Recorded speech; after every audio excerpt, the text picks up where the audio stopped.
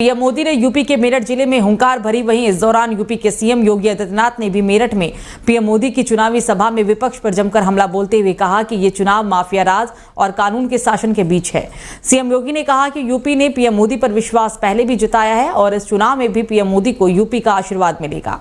उन्होंने कहा कि पूर्व प्रधानमंत्री चौधरी चरण सिंह को भारत रत्न का सम्मान देकर किसानों का पीएम मोदी ने सम्मान किया है। इसके लिए किसान पीएम मोदी का आभार व्यक्त करता है। उन्होंने कहा कि पीएम मोदी ने उत्तर प्रदेश के विकास में बाधा को दूर किया है। मेरठ पीएम मोदी का आभारी है क्योंकि पीएम मोदी ने विकास की कई योजनाएं दी हैं।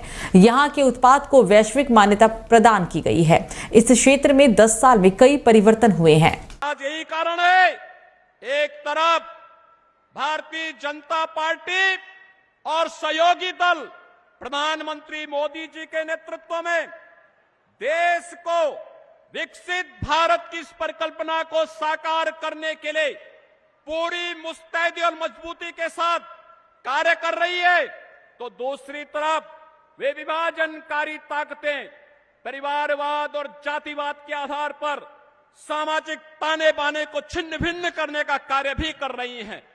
ये चुनाव मात्र चुनाव नहीं है, ये चुनाव उन लोगों को फिर से सही जगह दिखाने का समय है जिन लोगों ने सामाजिक ताने बाने को छिन्न भिन्न करने का कार्य किया है। ये चुनाव फैमिली फर्स्ट बनाम नेशन फर्स्ट के बीच में है। तो आगामी लोकसभा चुनाव से पहले उत्तर प्रदेश में राजनीतिक हलचल तेज है। सभी दल जीत की तैयारियों में जुटे हुए हैं और इस बीच सभी दल अपनी अपनी जीत का दावा भी कर रहे हैं। और इसी कड़ी में उत्तर प्रदेश के डिप्टी सीएम केशव प्रसाद मौर्य का बड़ा बयान सामने आया है। दरअसल सहारनपुर में मीडिया कर्मियों से बातचीत करते हुए डिप्टी सीएम केशव प्रसाद मौर्य ने कहा कि बीजेपी यूपी में 80 की 80 सीटें जीतेगी और एक बार फिर से प्रचंड बहुमत से मोदी सरकार बनेगी। उन्होंने कहा कि बसपा सपा कांग्रेस को जनता ने नकार दिया है। सहारनपुर सहित उत्तर प्रदेश की 80 की 80 लोकसभा सीटें भारतीय जनता पार्टी गठबंधन यूपी में जीत रहा है और देश में 4 जून को 400 पार फिर एक बार प्रचंड बहुमत की मोदी सरकार। सपा बसपा कांग्रेस तीनों को जनता ने यूपी के अंदर तो नकार ही दिया है, लेकिन कांग्रेस को देश में भी नकारने का काम जनता कर रही है। अभी मैं देख रहा था आज ही अरुणाचल प्रदेश में जहां भाजपा और कांग्रेस की सीधी लड़ाई होती है, वहां हमारे अरुणाचल के मुख्यमंत्री सहित 10 विधायक निर्विरोध निर्वाचित हुए। यानी कांग्रेस जैसे एक्सपायरी दवा हो जाती है वैसे एक्सपायरी राजनीतिक पार्टी हो गई है और कांग्रेस मुक्त भारत चाहिए और सपा बसपा मुक्त उत्तर प्रदेश चाहिए। तो आगामी लोकसभा चुनाव से पहले उत्तर प्रदेश में राजनीतिक हलचल का इस समय 7वें आसमान पर नजर आ रहा है। समाजवादी पार्टी के पीटीए यानी कि पिछड़ा दलित और अल्पसंख्यक के जवाब में एआईएमआईएम प्रमुख असदुद्दीन ओवैसी ने अपना दल कमरेवादी के साथ मिलकर पीडीएम बनाया है। पीडीएम न्याय मोर्चा में एआईएमआईएम के साथ सपा गठबंधन में शामिल रही। अपना दल कमरेवादी की नेता पल्लवी पटेल और प्रगतिशील मानव समाज पार्टी के अध्यक्ष प्रेमचंद बिंद भी शामिल हैं। एआईएमआईएम प्रमुख असदुद्दीन ओवैसी के नेतृत्व में पीडीएम ने संयुक्त रूप से प्रेस कॉन्फ्रेंस की। इस दौरान पल्लवी पटेल ने कहा कि पिछड़ा दलित मुस्लिम समाज के प्रति सरकार के रवैये के प्रति विपक्ष में लोग चुप बैठे हुए हैं। सरकार के खिलाफ, मुख्य विपक्ष के खिलाफ हम पीडीएम न्याय मोर्चा लेकर आए हैं। पीडीएम वो समाज है जो सरकारें बनाता और गिराता है।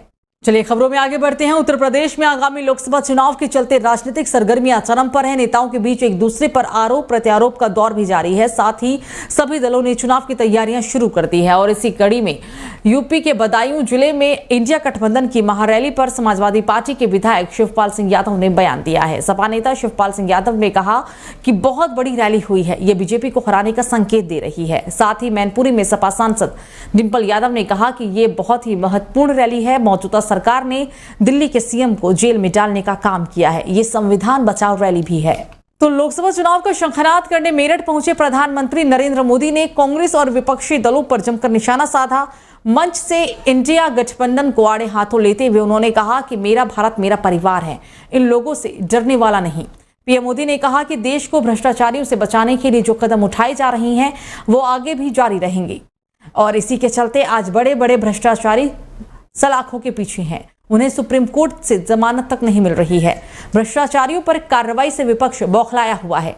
पीएम मोदी ने कहा कि भ्रष्टाचारियों पर एक्शन के बाद पूरे देश में बिस्तर से नोटों के ढेर निकल रहे हैं, कहीं दीवारों से नोटों के ढेर निकल रहे हैं।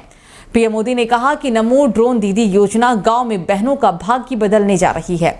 इसके तहत महिला स्वयं सहायता समूहों को आधुनिक ड्रोन दिए जा रहे हैं। ये ड्रोन हमारी खेती का भविष्य बदलने वाला काम करेंगे, खेती का काम आसान करने वाले हैं। 10 साल में देश ने देखा कि भ्रष्टाचार के खिलाफ कितनी बड़ी लड़ाई हमने शुरू की है।